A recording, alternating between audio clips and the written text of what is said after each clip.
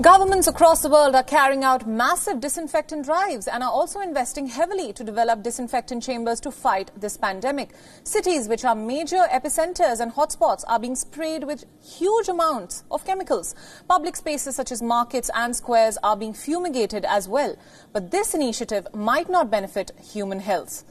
The World Health Organization has said that spraying disinfectants on streets and carrying out large-scale sanitization of public spaces would not eliminate the novel coronavirus. In fact, the WHO went further to add that disinfectant drives could pose a health risk as well.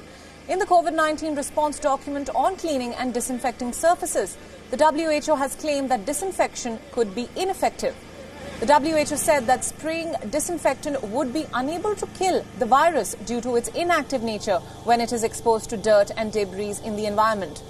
The disinfectant's inability to cover all surfaces for the minimum duration of the time will also add to the redundancy of these virus cleanup drives.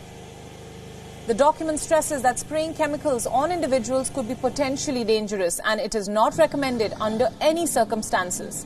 The WHO statement also specifically mentioned how this could physically and psychologically harm the person undergoing sanitation.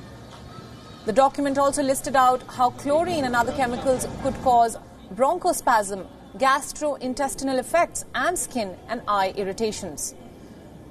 In the United States, the American Association of Poison Control Center released data that shows a substantial spike in deaths due to accidental poisoning caused by the household bleach, chlorine and other disinfectant chemicals that are being used since the last 2 months.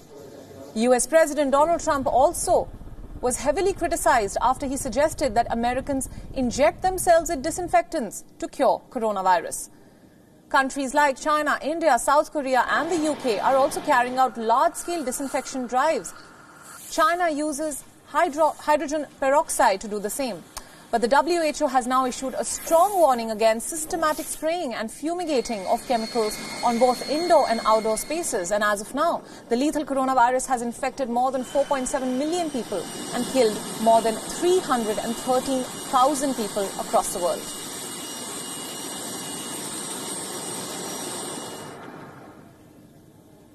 Let's now tell you about a new report from the European Union on the COVID-19 outbreak. Now, a few days back, the European Union bowed to heavy pressure from Beijing. While the world criticized China, the European Union was forced to soften its criticism, or to put it more accurately, the report was watered down. And now, tables have turned because the European Union has claimed that China is trying to divide and rule.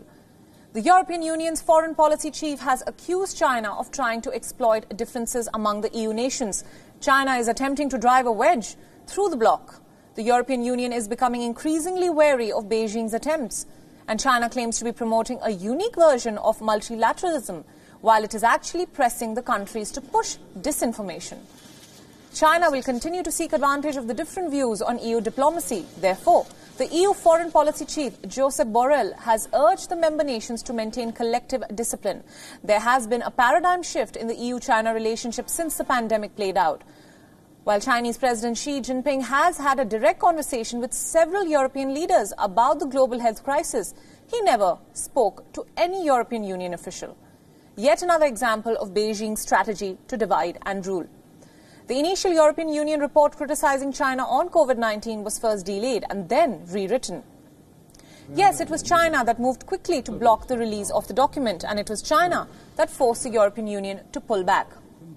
The fight over this document is a part of a broad global argument over the COVID-19 narrative. It also comes at a time when the EU hopes to win trade concessions from Beijing and restore a rich relationship once a pandemic has passed.